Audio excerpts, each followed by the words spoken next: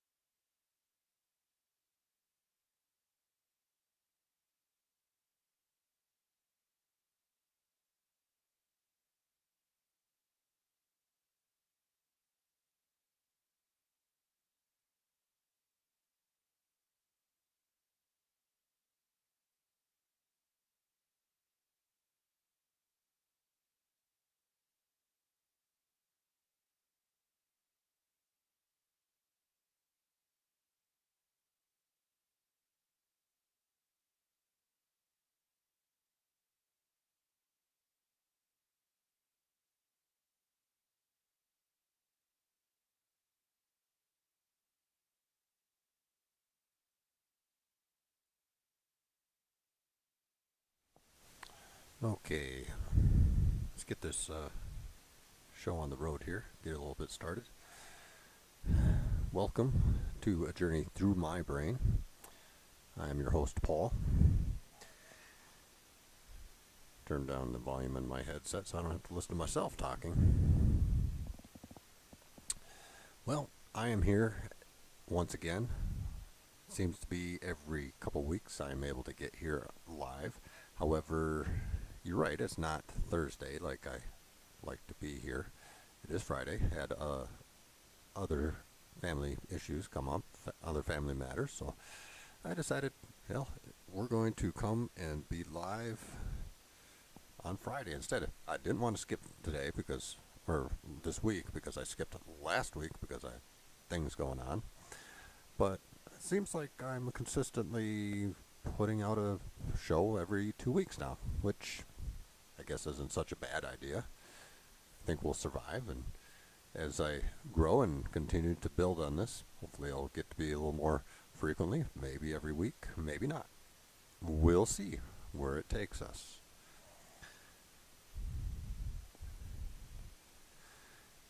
So, the last couple shows here, I have been, well, pretty much since I've started this broadcast, this channel, I've been talking about open source. I've been talking about Linux for alternative options to your Mac or your Windows PC systems, your operating systems. I've kind of been for the last few years kind of a Ubuntu person. Great program, great distribution of Linux, and I never really ventured away from that until recently. I mean, I've used Tails, I've used Kali Linux. In fact, as I said, I've got my different flash drives here that I've got different Linux programs on. It would be nice if you guys could actually see what I'm talking about. So I've got my different flash drives. This one is Proxmox. Let's see, I've got, here's my Kali Linux right here. Yep, Kali right there. Proxmox, that's a virtual machine. ESXi is another virtual machine. Right here is my Ubuntu machine. So right here off of a flash drive. These are operating systems that I've been running and testing right here on the flash drive. But I have Ubuntu loaded onto my laptop, which I've been using. I have Ubuntu loaded onto my spare computer over here that I've been using and playing around with.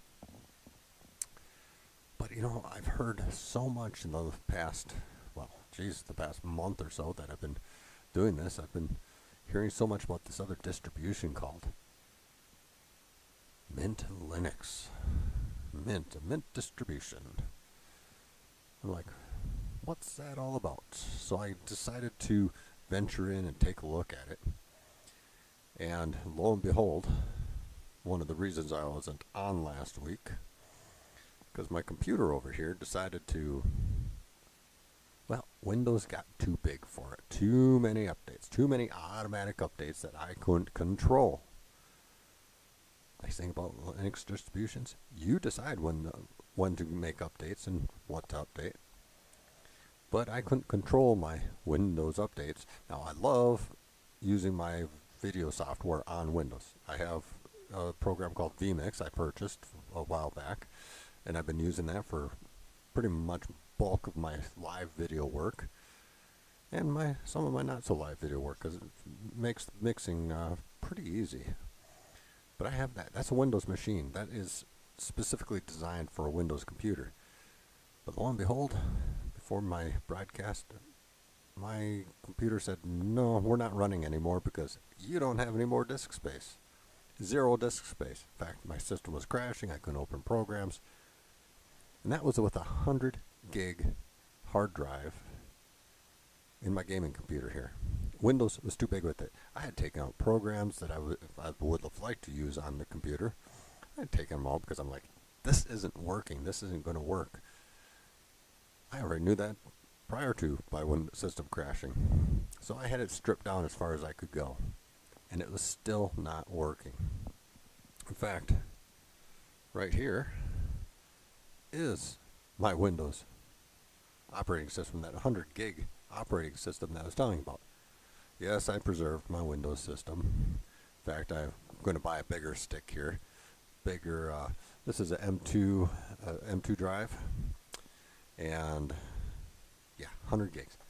I was looking at one last week when this was all going down. I was looking at one of these for about $80. A 1 terabyte. Yeah, definitely a 1 terabyte would get me a few more years of using Windows. But lo and behold, I decided also to do a dual boot on this computer. And I was like,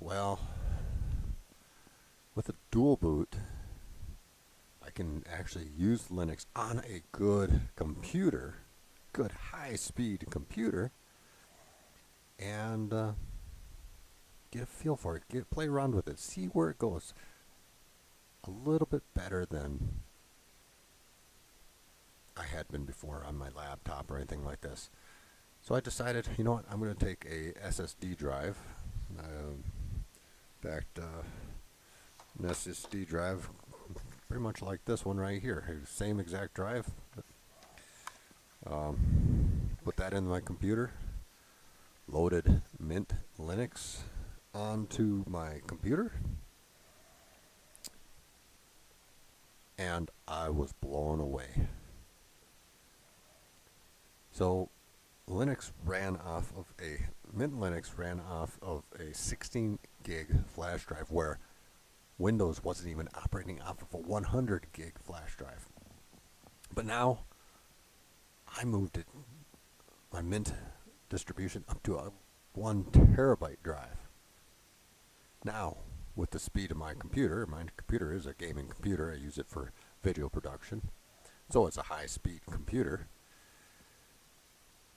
I was blown away by the speed that I was getting from my programs, just from using my everyday tools that I would normally use on my laptop or for video production. I was like, wow, this is amazing. So I was like, okay, I'm not going to load Windows right now. We are doing this next stream using my gaming computer, my production computer. I loaded OBS software onto the system. let's see. Right display. There, see, there's my OBS system right here. I loaded that onto my system, got everything up and running. I was like, you know what? I'm going to see how well OBS works on my computer, and I'm going to run all my graphics. I'm going to do my whole show off of one computer. Now, in the live streaming world, that's usually a no-no. You don't want to do that because you need all the resources you can get to operate the stream. You don't want to bog down your stream while you're doing this over here. You want drop frame rates. You don't want to drop anything. But I'm like, you know what? I have enough confidence in the speed of this computer using Linux Mint that I'm not afraid to create this stream and do all the presentations and everything off of the same computer. Now I'm looking at my frame rates over here, and let's see, this dropped frames, missed frames due to rendering lag. Only 2.4%. I think that's pretty low, especially since I'm using the same computer for my stream as I am for running these programs, for presenting it to you. And looking at my live video feed that I've got on my phone here, that I'm actually running on my phone, I'm like, okay, I can see the show. It's not lagging at all. I ran some audio. It's running good. So I have a confidence that, yes, I can do a full show here off of this one computer, and it is going to deliver the results that I'm looking for. I loaded my soundboard, which I've got here on the left side here. I have a Behringer soundboard, what is a 8-channel soundboard. Got my wireless mic on, headset. Everything's working. Everything is working. Now, one thing that is not working is, and I've got to work at finding the drivers for it, is I have an HDMI input. In fact, that's why I'm not using my other computer over here, because I haven't figured out how to, get my HDMI input card to work with OBS, with the Linux Mint. But I have a feeling I'll find the drivers. We'll get it up and working. I just didn't have time to work on it prior to this show. But other than that, everything's working. It's working great. The speed I want is right on target. Now, lo and behold, what is Linux Mint? What can it do for us? You know, when it comes down to distributions, I'm going to jump here in the corner here and kind of talk to you as we explore around Linux Mint platform here. So here is the main screen, the home screen. Now I'm running 3 monitors here, just like you would off of any Windows system. So I'm running 3 monitors. Actually, I could put a 4th one on here with the graphics card I've got, just as a studio monitor, but not really needing that. And I really haven't had that for the last couple of years since I moved into this studio. I used to run 4 monitors in my old setup, but I haven't really got that 4th monitor up and running yet. And actually at this point now I'm maybe running the whole show here. Maybe I will start using a 4th monitor just as a kind of a studio monitor. But I don't see a need for it right now. But let's dive in a little bit into Mint. Now you'll notice that this home screen kind of gives you a little bit of a reminder of the way Windows works. You've got the desktop here. You've got your taskbar down here. Your different programs are running. Your quick start, your task, just press one button and these pop up here. You have your menu, kind of like the Windows system. You can go in here and select your applications. But here's the interesting thing about that. This is a very dynamic system. So, it's not just these application buttons here, and then another filter. But you go into accessories, it's going to give you another filtered row. So you can look at your accessories, all of your applications. Every application that I've got running, every program that I've got loaded onto this computer is right here listed. But then it breaks it down to by category, so it's maybe easier for you to find what you're looking for instead of having to scroll through this big, huge, long list. So you've got different categories, such as accessories. Well, in the accessories section, you're going to find things like your calculator, character map discs. You can actually go in there, see what discs you got. I've got the 2 terabyte, what it was, the data drive, and the 1 terabyte Samsung drive, which is the one I just bought and put in here that's running the Mint Linux right now. And then some drives I don't have plugged in at the moment. Here's my external drive where I keep a lot of pictures. But that's all right here. You've got access to everything right from your accessories menu. You got fonts. I can't even talk this evening. You got an image viewer, and look at that. Let's try that again. Let's go to here, image viewer. Hit enter, boom, it's up and running. No lag at all. Oh, I love how fast this system is. So under accessories, you've got your image viewer, notes, and then I've found this. I've seen this program before, and I've never really used a password manager, so to speak, to manage my online passwords. That's not on a removable flash drive. I actually have a removable encrypted iron key Apricorn that I use password safe on to manage all my passwords. So it's not tied to any one computer. So I've never really dove into other password keys, password safes. But here's one that's on the computer, on Mint Linux. So you've got just different places to save. Instead of saving online, you're going to save your keys right here on your computer. Now, what I personally don't like about that is I want to take my keys with me so that I can plug my keys right into my phone. I can plug it into my laptop, desktop, wherever I'm at. I can plug it in there and have all my passwords and my keys in one spot. So I want something that's portable. Plus, I'm kind of security minded. Now, I don't think there's anything wrong with necessarily having a password manager online. They're encrypted pretty well.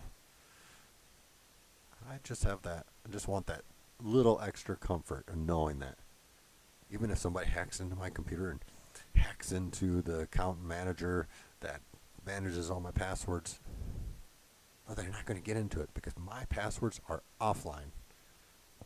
Nobody can get it. Well, they can steal my encrypted key, but got to know the password to that too, just to get into my password manager. So I'm not too big on that here for passwords. But let's just continue down some of the accessories here. Text editor, just like notes, notepad. Want to do a screenshot. Let's say you want to take a picture of a screen. You can do it just the entire screen, just a window on the screen, or a selection. Let's just take a look at a selection. Let's take a screenshot of a selection here. I'm going to screenshot a portion of my OBS here, right there. Look at that. That is a screenshot of my OBS streaming software. Wow. Now I can save it to my desktop, add it into email, into a demonstration file, whatever I want. It is so handy. And it's not that other operating systems don't have that. I mean, Windows has the snipping tool now. I use that all the time in my job.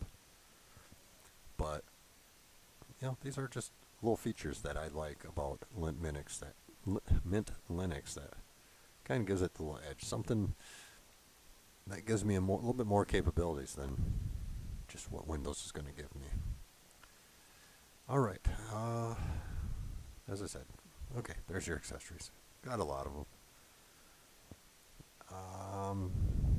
You can, in fact, format your USB drives. Now, graphics. I do a lot of work with graphics. I do video work, streaming. I do photography. Photography is kind of where I got started. I've been doing photography for, 30 plus years. But you know what? I'm not not very good at drawing, but I could do GIMP. This is where I create all my thumbnails. This is GIMP. Okay, GIMP is on Windows too, but this is a fast computer without the heaviness of the Windows operating system. My programs are opening and closing really fast. Now GIMP on Windows system takes quite a few seconds to actually open, but here, boom, done. Almost faster than I could say done.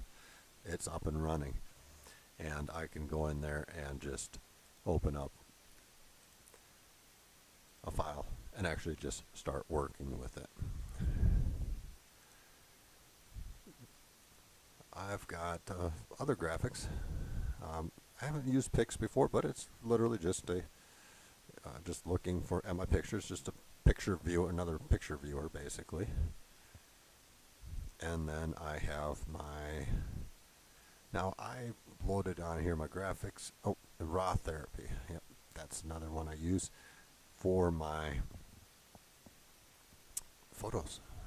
Did I say photos? Yes, I said I'm a photographer, so we have lots of photos. And I go in here, raw photos. As a photographer, I shoot 99.9% of my stuff in RAW. Means I can go in there and make color corrections very easily.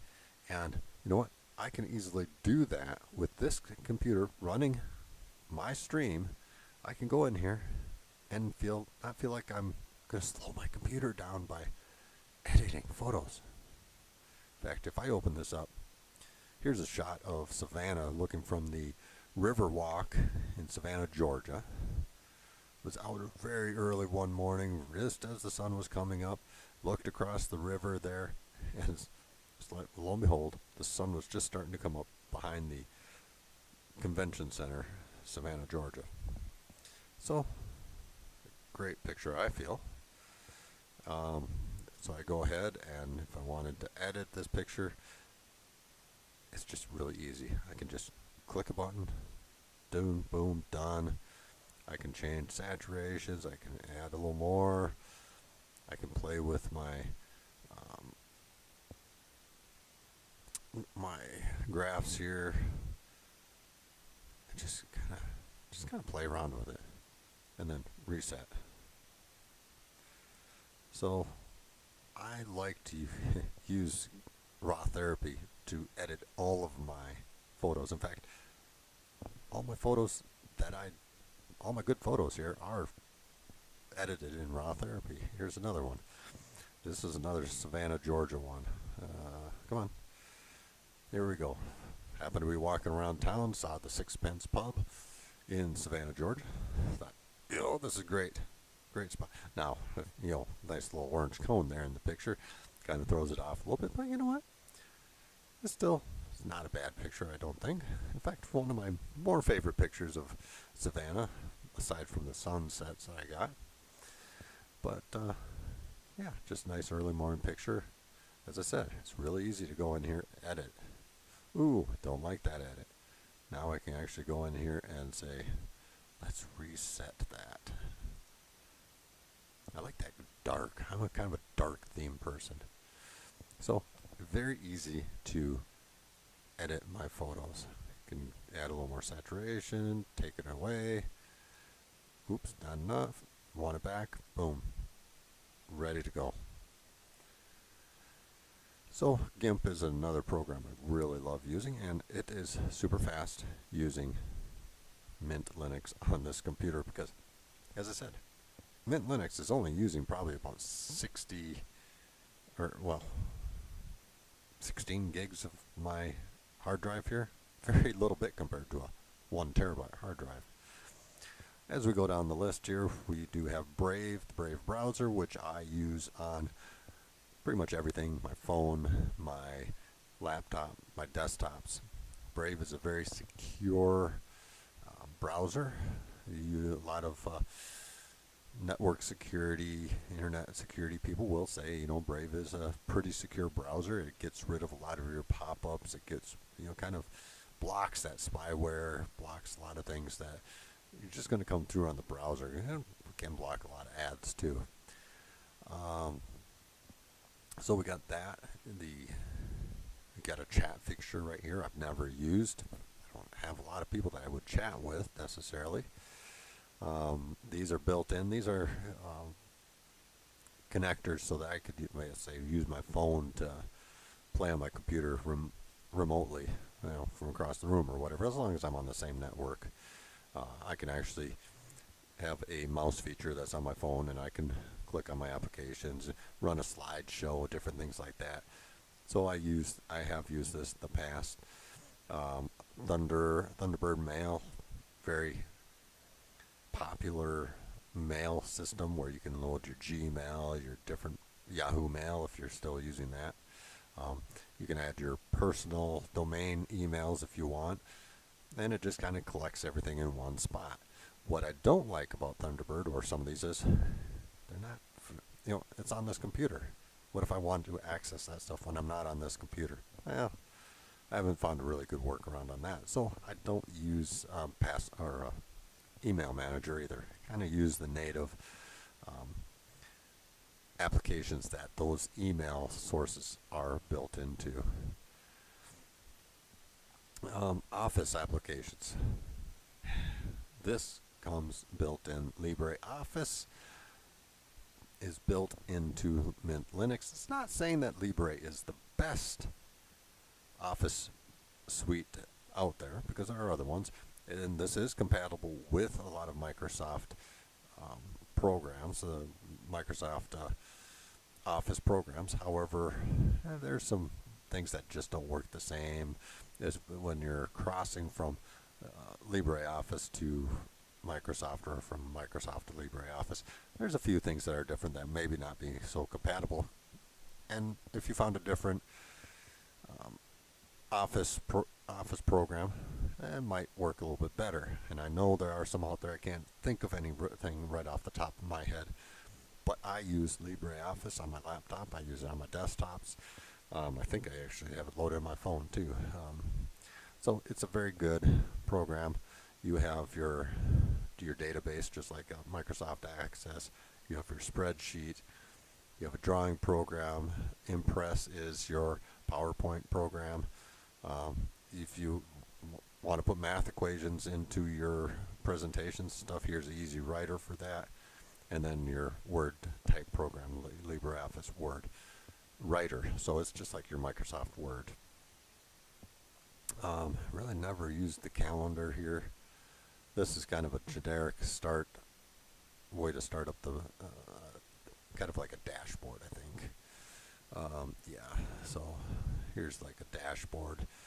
So you can go in here and just click on what you want, get started. So let's click off that. Let's go for a spreadsheet. Boom, there's your spreadsheet up and running. Now, one feature I haven't even mentioned yet about Libre, about Mint Linux is, okay, so you've got your list here of your programs that you can run. Now, most of the time, like what I just did, you're going to click on to the program and you're just going to run it. Pretty fast, pretty easy. But there's something that Mint Linux does rather well. I can go in here. I have additional menus. So I can actually open a new spreadsheet. Even if I got one open, I can open a new spreadsheet right from here, right from the menu drop down. Awesome. And it works for any of these programs. I want a new drawing. I want a new database. Let's see. I want a new writer document right here, ready to go. So I don't even have to open up the application to access new documents, to start new documents. They're right here. I can add to favorites, add desktop, different things like that. And this is where the favorites would be right here. Okay, and as I said, it's not just for the Office suites. It works for any of these here. I can actually start using these programs right from these menus here. All right, where were we? Sound. A lot of people like sound and video. Here's your sound and video. Don't have a lot of experience with the celluloid or Hypnonics. Kdenlive, yeah, absolutely. This is where I do all my editing. Now I'm an OpenShot person. I used OpenShot on my last system, and I just haven't had a chance to load it here. OpenShot works on Windows 2, no problem. Kdenlive is kind of like another well-rounded video editing software. You know what? It's all free. It's all free out here on the Linux system. Let's see what else I've got here. OBS, that's what's running this stream right now. So thanks to OBS, I've got a live stream. Rhythmbox is a music manager program, so I can have my music stored in here. And right now my cloud isn't working properly, but there's different stations in here, podcast, radio. Used it a little bit more in the past, not so much more recently. Kind of just as more of a fun thing. You know, okay, if I want something more reliable, I'll just go to iHeartRadio or Spotify or something like that, you know, when I'm out away from my computer. But every once in a while I like to load up Rhythmbox here and see what there is.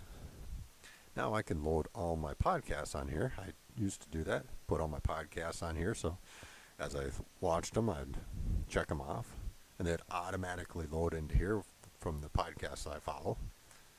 So everything would be in one spot, but there again, I'm not sitting at my computer all the time.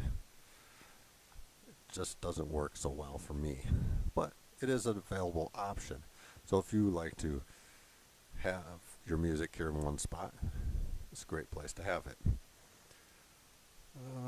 Some administration, your driver manager, log of Windows logs.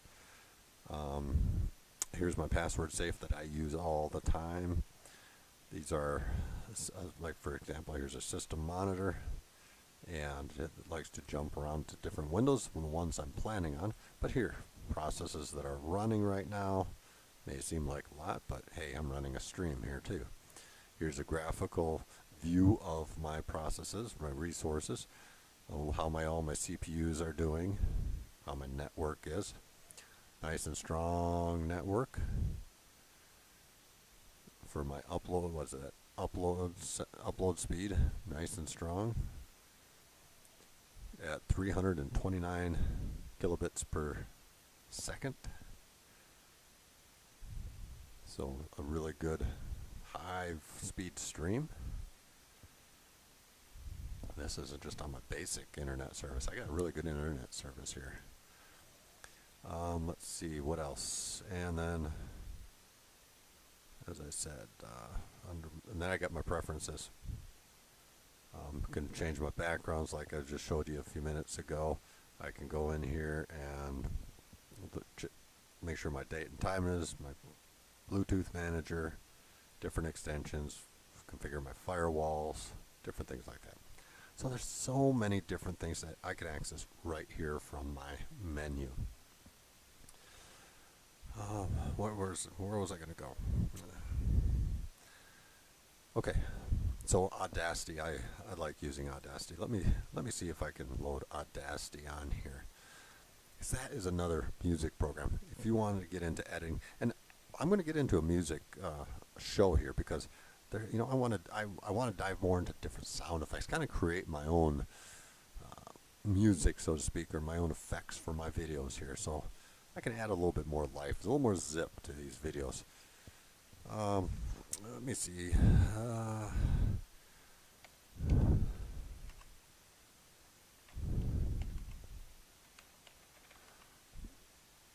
Oh, you know what?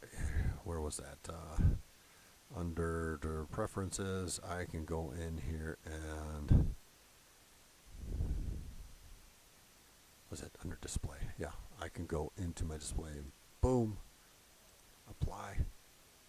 I'm going to keep new configuration for right now. Boom, there it is. A little bit bigger than you were expecting. Now, you can actually see what I'm typing here. Forgot about that. Audacity. Is that how you spell Audacity? I forget.